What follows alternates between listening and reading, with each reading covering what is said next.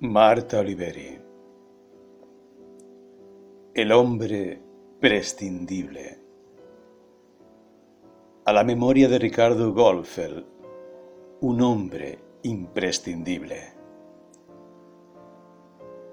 Carta abierta.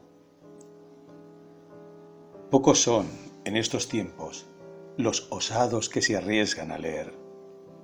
Tal vez abarrotemos algún día nuestras universidades de eruditos diplomados en abismos científicos, humanísticos, etc. Después de todo, ¿por qué no puntualizar? Hay veces que el alma, desordenada de despropósitos poéticos, busca afanosamente una Babel científica donde guarecerse. Esa es la cosmogonía que nos organizan desde nuestros primeros años escolares. Así es como nos enseñan a memorizarlo todo para no comprender nada. Aprendemos con pereza la gramática y la aritmética. Se sucede ante nuestros ojos infantiles el orden sin alma de los números naturales. Unos que no reflejan unidad. Pares prolijos como patos que expresan cualquier cosa menos el acoplamiento amoroso que la poética del dos nos relata desde los inicios. Un fosilizado tres que no se sacraliza en Trinidad de ninguna especie. En fin, ¿qué va a hacer? Diría este nuevo gran partido del hombre común. Todo, al fin de cuentas, se circunscribe a esa tienda promiscua de patitos, pancitas gordas y huevitos nunca fecundos, con los que intentan desde nuestra niñez, escolarizada, templar el espíritu. Y eso, claro, hasta la socializada forma de la estupidez. Aquella que más tarde, y si Dios ayuda, agrandará la familia obediente de los intermediarios. Esos maravillosos toreros de los Quijotes, los locos, a decir de León Felipe, y los genios inútiles. Lamentablemente mi alma, y perdonen la digresión, no ha llegado a comprender esas cuestiones, y se aferra al único sistema que no repugna su naturaleza, el del corazón, o simplemente al inevitable sistema de una escritura desesperada. Marta Oliveri. El fenómeno de la perplejidad. Asistimos a un fenómeno nuevo. Hoy como nunca antes, el entramado complejo de los acontecimientos nos produce un efecto difícil de precisar. Algo así como ser víctimas de un extraño enemigo que nos agrede, al tiempo que nos adula y nos excluye, cumpliendo el mítico suplicio de Tántalo. Solo que no comprendemos por qué, ni tenemos muy en claro dónde está el agua, objeto de nuestra sed, ni la manzana, objeto de nuestro deseo. Tal vez no sepamos siquiera si hay sed, si hay deseo, pero algo intuimos. Este fenómeno sucede en un reino de leyes oscuras, lejanas a todo lo que imaginamos alguna vez como expresión de verdad, belleza, transparencia. Es decir, tiene mucho que ver con la muerte. ¿Pero la muerte de qué? He aquí el nacimiento de la perplejidad. Tomado del latín perplexus, perplejo significa embrollado, entrelazado, sinuoso. Es exactamente eso lo que refleja este nuevo estado que invade al hombre de fines de siglo. Es un entrelazado complejo el que compone este estado. La perplejidad actúa a modo de una tela de araña, dentro de la cual sucedemos sin tener en claro dónde está el hacedor de esta trampa, e incluso si es una trampa o simplemente un estado íntimo, intransferible. Estado que, por una vieja costumbre sesentista, por temor o simple pereza intelectual, suponemos que deberíamos resolver en el diván del analista, desovillando inevitables edipos, infancias truncas y sexualidades angustias. La conclusión nos deja algo culpables, pero menos impotentes. Coincidimos felizmente con nuestro terapeuta en que somos el origen de nuestras desdichas, o como diría Foucault, simplemente individuos a corregir. algo onanistas, algo estúpidos. En fin, apenas neuróticos al tono de la época.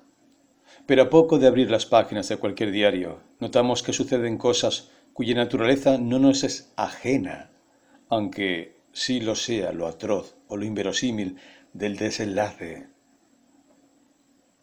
Entonces comprendemos que somos muchos en la telaraña, demasiados, y que aún así sobre nuestras acciones se abre un incómodo silencio. Un silencio fastuoso de información inhabilita nuestra posibilidad de sentir. No llegamos a compadecernos de aquellos cuando esos otros nos acuden con su tragedia y miles y millones nos agotan el mecanismo de aprehensión. Porque los hechos suceden pero no existen, y esta es precisamente la nueva naturaleza de la modernidad. Tenemos entonces algunos aspectos constantes que le son propios a este fenómeno de la perplejidad. El estado de tántalo, el sentimiento de trampa, la intuición de que todo sucede en un territorio tanático, la certeza de que algo ha muerto y que ese algo es al tiempo que esencial, imponderable. La incomodidad del silencio que produce la sobreinformación respecto a nuestro propio ser. Y finalmente, la presunción. Esta última, tal vez más racional que el resto, de que los hechos, en este fin de siglo, suceden pero no existen. El suplicio de Tántalo. Un hombre permanece de pie con el agua hasta el cuello. Frente a él un árbol se inclina, ofreciéndole sus frutos. El hombre tiene sed e intenta beber del agua. Inmediatamente ésta se retira, dejando ver a sus pies un páramo. El hombre, entonces, intenta tomar un fruto del árbol. Este se endereza hasta dejarlo fuera de su alcance. ¿Cómo implicamos este mito en la cultura anoréxica moderna? Es sencillo. El suplicio está en generar un juego permanente de imágenes contradictorias, de tal modo que la obediencia a los mandatos que la sociedad moderna nos exige para existir resulte imposible. El suplicio de Tántalo en la sociedad moderna no intenta castigarnos por pecado alguno. Lisa y llanamente funciona como un inhumano cóctel de mensajes que nos dice, de manera burlona, amable e incluso sensual, que no podemos existir en tanto humanos, sino como fragmentos, actos de consumo que se desconocen entre sí. Un paladar que se deleita frente a una taza humeante de chocolate, un vientre plano que recibe las miradas golosas del sexo opuesto, un auto con mujer incluida y la familia bailando al compás de un desayuno matinal con galletitas, donde todo luce burgués, impecable y sin mucama. Podríamos seguir porque la fragmentación es al infinito. Es este ser fragmentado el único que puede convivir con este nuevo modo de suplicio. Tántalo ya no es un hombre que intenta, es un hombre que se fragmenta a sí mismo en el olvido de su ser para que el dolor no sepa de su doler. He ahí la clave perversa de nuestro tántalo moderno. La identidad humana sucede en la aprehensión de lo temporal, es decir, gracias a la capacidad de aprender invariables en un suceder continuo de variables. Ese modo de descubrirnos con mayor o menor claridad es nuestra identidad, expresivamente sería nuestro estilo. En la intuición interna es un imponderable familiar, un yo de aroma existencial inconfundible, cisne o albatros. Algo hemos llegado a ser al cabo de algunos años, mejor o peor vividos. Ese es el mayor tesoro que podemos poseer, y es eso exactamente lo que se desarticula con la cultura de las imágenes contradictorias. Romper el hilo conductor, hacer del individuo un olvido continuo de sí mismo, asegura la pasividad, la actitud acrítica. Ya no se apunta a un hombre consumidor, sino a una serie desarticulada de deseos que se desconocen entre sí y por lo tanto se fagocitan unos a otros. La imagen es algo mórbida.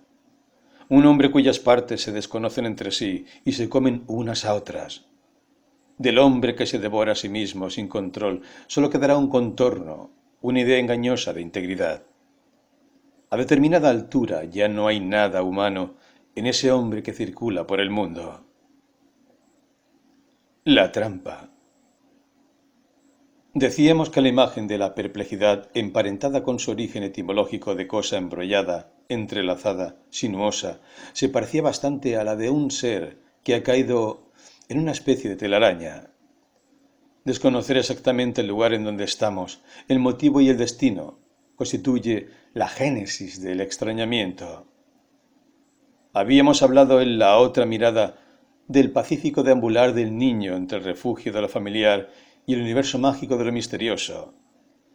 Este pequeño Odiseo ha aprendido a través de sus juegos de repetición que existe un punto de retorno, y esa Ítaca materna le permite ampliar sus horizontes. Siempre habrá de volver al camino, nada podrá desviarlo de éste a la hora de descansar. Exactamente lo opuesto sucede en el fenómeno de la perplejidad. Oscuramente intuimos que estamos bajo el imperio de lo ajeno. ¿Y qué es lo ajeno? La etimología, del latín alienus, y derivado de alius, el otro, nos dirige por el derrotero de la lengua a lo que aparentemente no es más que un indescriptible estado del alma. ¿Cómo es ese alius, ese otro que nos aliena, es decir, nos lleva a él más allá de nuestra voluntad?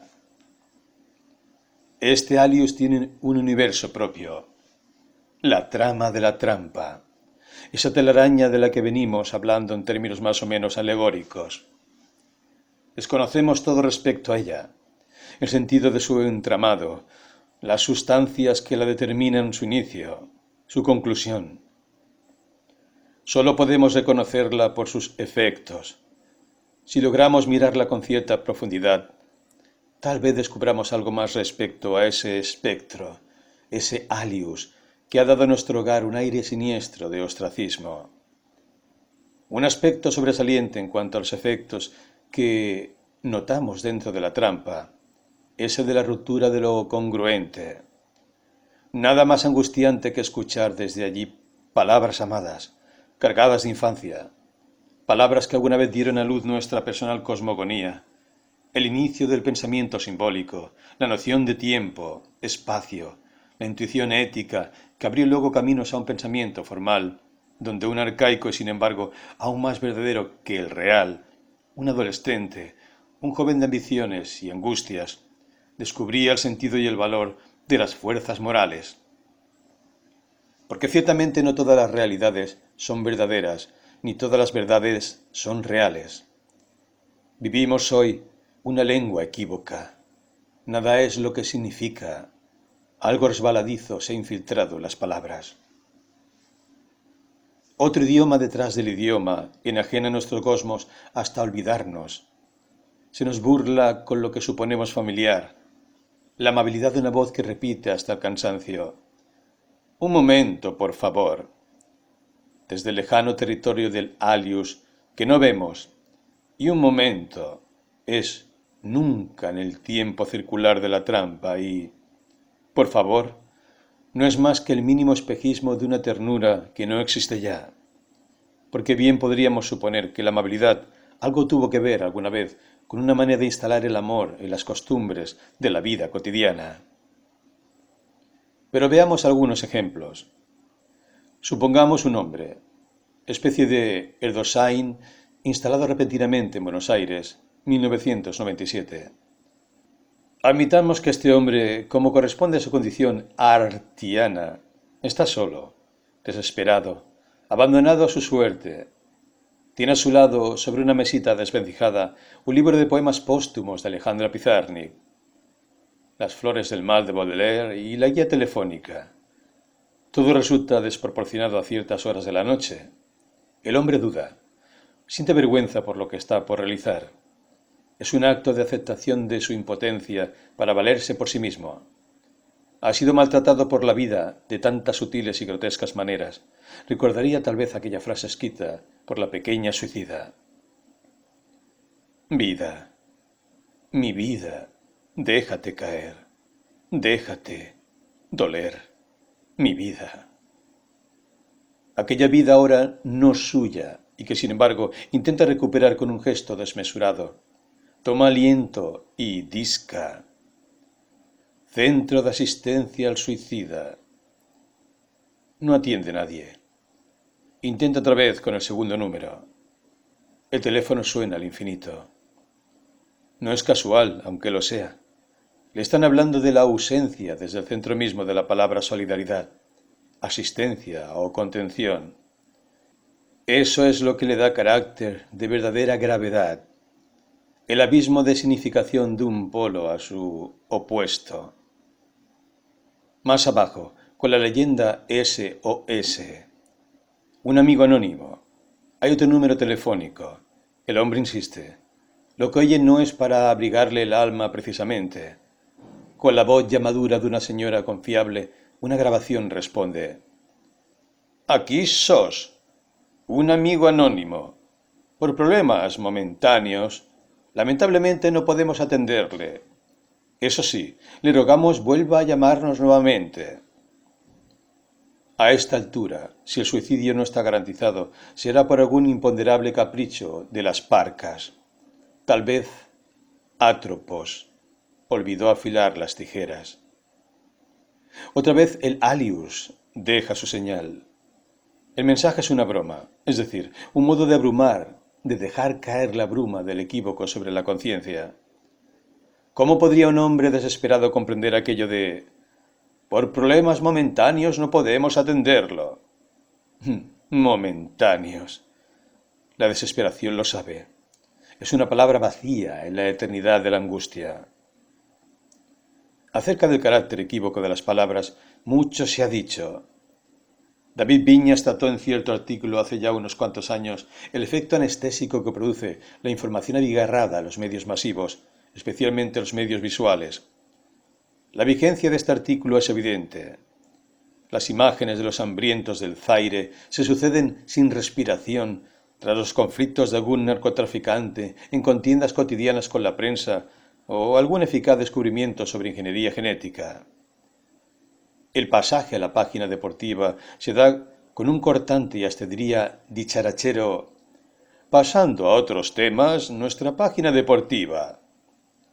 Esa limosna de felicidad que aceptamos con un no menos dicharachero fatalismo. Quiero recordar que Viñas habló acerca de la imposibilidad de procesar sensiblemente la información que producen estos fenómenos. Se trata, pues, de mezclar para negar, como aquellas pizarras magnéticas que nos regalaban de niños. Solo queda la niebla de un estado impreciso. La inteligencia emocional desaparece, nuestra alma se amodorra, apática, incapaz de reconocerse en el mundo. Escribiendo desde esta sutil y dolorosa tensión que implica mantener la respiración de un pensamiento que navega entre la intuición poética y el orden racional, no podría el pensador dejar de detenerse en la meditación de su propia escritura. ¿De qué modo se escribe un texto cuando, en este fin de siglo, todo parece haber sido pensado? Como en la alegoría de la caverna, el hombre ha salido de las sombras, pero, en este caso, ha quedado a merced de una ceguera aún más atroz que la anterior. Una ceguera de luz, y en su desasosiego comprende que no se trata de una verdad, que aunque todo esté descubierto, aunque se haya hecho usufructo de todas las ideologías, según el lenguaje apocalíptico en uso, algo se fuga. No es Dios, no es la utopía humanista, no es la eternidad.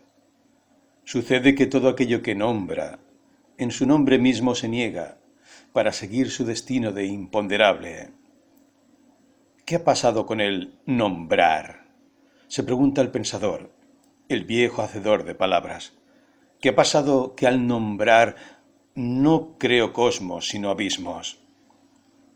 Es verdad que ya todo está dicho, pero ¿de qué modo que hasta hoy el alma humana no superior a un doliente interruego, un interrogante sin retorno? ¿Será una cuestión musical? ¿Tendrá que ver con los imprevisibles territorios del tono? Se trata de pensar algo, no de crear un algo cuyo ser acontece en pensamiento. Y sutil, Doliendo entre poiesis y episteme, el discurso acontece, tal vez por una fe que trasciende evidencias, tal vez porque decir es sucederse, afirmar la existencia de la criatura en un sinnúmero de huellas que van del verbo hacia la fuga. Habíamos marcado el carácter de gravedad que reviste el abismo de significación de un polo a su opuesto. Ello está dado, como dijimos, por ese idioma detrás del idioma que percibimos como efecto de la trampa a la que nos vemos sometidos. Cuando hablamos de este abismo de significación, ¿a qué nos referimos exactamente? Está claro que sólo podemos comprender algo de este fenómeno desde la intimidad del ser. Por eso mismo me gustaría ilustrar este tránsito de un polo al otro, como un ejemplo. La experiencia del profesor Antoine Roquetin en el libro La náusea de Jean-Paul Sartre. El tránsito en la náusea. Admitimos la hermenéutica como un modo de la invención. Por este motivo tomamos el ejemplo de la experiencia de Roquetin en un determinado sentido, aun si esta interpretación disiente con la del autor narrador. No puedo decir que me sienta aligerado ni contento. Al contrario, eso me aplasta. Solo que alcancé mi objetivo. Sé lo que quería saber. Salteando un pequeño párrafo agrega: la náusea no me ha abandonado y no creo que me abandone tan pronto. Pero ya no la soporto. Ya no es una enfermedad ni un acceso pasajero. Soy yo. Si leemos algunos pasajes de los momentos críticos del personaje, es llamativo el inmenso parentesco que éstos tienen con los ahora puestos en boga, y no por eso menos antiguos, ataques de pánico. La escena siguiente sucede en un tranvía. Transcribo los pasajes que me parecen más significativos. Las cosas se han desembarazado de sus nombres. Están ahí, grotescas, obstinadas, gigantes, y parece grotesco llamarlas banquetas o decir cosas de ellas. Estoy en medio de las cosas, las nominables. Solo, sin palabras, sin defensa, las cosas me rodean. El personaje siente la presión de una existencia asfixiante, al mismo tiempo que la nebulosa de esta continuidad de cosas nominables se presenta como expresión de falsedad de un orden supuesto. Tal vez Roquetin solo haya sufrido de un vulgar ataque de pánico, pero alguien algo más osado que un simple hacedor de fórmulas psicológicas transformó esto en la raíz sensible de una filosofía existencialista. Hay tantas interpretaciones como almas soberbias existen para analizar el flujo emocional de la intimidad del otro. Por eso, el ensayista debería volver más sobre sí mismo para describir y analizar fenómenos cuya universalización es por lo menos dudosa. Para el personaje de la náusea, la existencia pura invade sin nominación posible de existir. Dice, había que existir hasta eso, hasta el abotagamiento, la obscenidad. En otro mundo, los círculos, los aires musicales guardan sus líneas puras y rígidas, pero la existencia es una sumisión. Ese otro mundo es de algún modo el logos, el cosmos después del caos, el ser libre en el refugio que reconoce el camino de su Ítaca. Esas líneas puras y rígidas son la pausa de un reconocimiento adquirido por un ser. El niño que no ha comprometido nada de sí en trazar su cosmos, porque no estuvo nunca antes a merced de lo nominable. El mundo del niño es un mundo nombrado por primera vez. Difícilmente haya experiencia de desintegración si no ha habido antes construcción de mundo.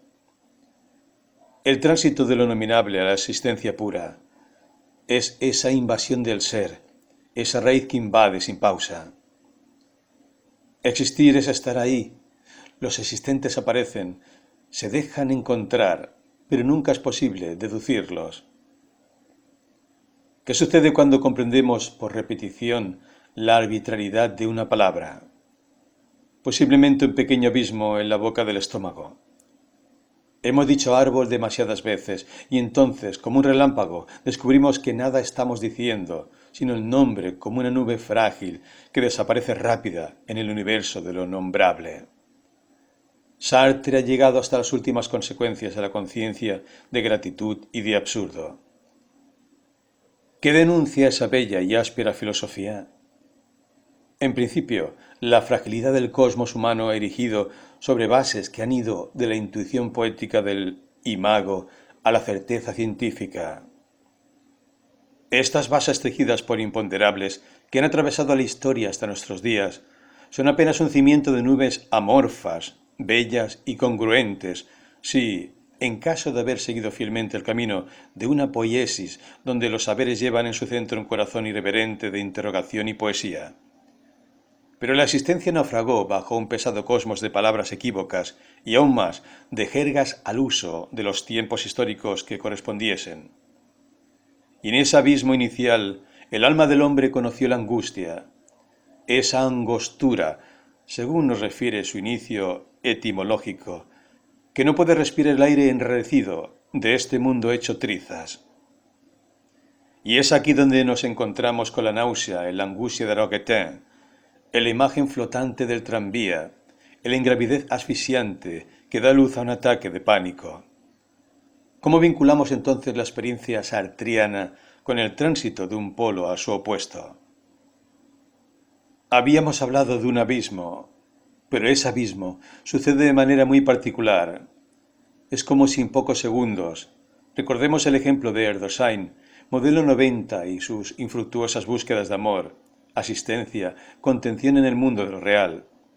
La criatura humana transitara hacia él con la celeridad de una montaña rusa en bajada, y cito de nuevo la frase anterior de Sartre. En otros mundos los círculos, los aires musicales, guardan sus existencias puras y rígidas. Ese mundo lógico, adulto tal vez, bien podría entenderse como una traslación de las primeras líneas, los primeros aromas, las primeras repeticiones que dieron origen a una cosmogonía infantil, aquella que le daba al humano niño la libertad de entregarse al libre discurrir de las aguas poéticas de su ensoñación. En el abismo de los polos opuestos, en cambio, una voz gráfica o grabada o plasmada en una imagen de consecución amorosa nos habla de ese mundo infantil, nos tienta a la búsqueda desesperada de su recuperación. En el fondo, el antiguo mito de la fuente de Juvencia no es más que la caricia tibia de un útero que nada nos pide y nos dirige por inobjetables umbrales a la luz del nacimiento. El caso es que hoy, como no recuerdo los años que precedieron a las últimas 2 décadas, el declive es feroz. ¿De qué manera procesar el juego macabro de ascender la esperanza, la credulidad en ciertos ahora fetiches morales como amor, solidaridad, sinceridad, etc., y caer en brazos no ya de la nada, sino de una negación burlona de nuestra última candidez? Nos están dañando de una manera sin precedentes. El humano empequeñecido que ha entregado sus trampitas cotidianas, sus armas blancas en desuso, como ofrenda a palabras tan bellas como prostituidas, se ve arrojado al escarnio de sí mismo, semejante al pobre esperpento de Wilde. Pregunta frente al espejo que refleja por primera vez su imagen si hay un eco de los cuerpos como hay un eco de las voces. Esta es la trampa, la más mesurada y sutil según nuestras mentes contemporáneas lo requieren, dado tanto al sofista protegido por el nuevo absolutismo intelectual, cuyo origen, como bien se sabe, proviene de Dios o de alguna musa entregada al discurso divino del Animus. Pero, digresiones aparte, hablemos francamente. Un idioma detrás del idioma es lo que ha dispuesto el alius. Por eso mismo, comprender el estado de cosas es al menos, y en principio, ya que no la toma de conciencia que inevitablemente precede la acción, un elemental y por lo tanto verdadero alivio para nuestro espíritu.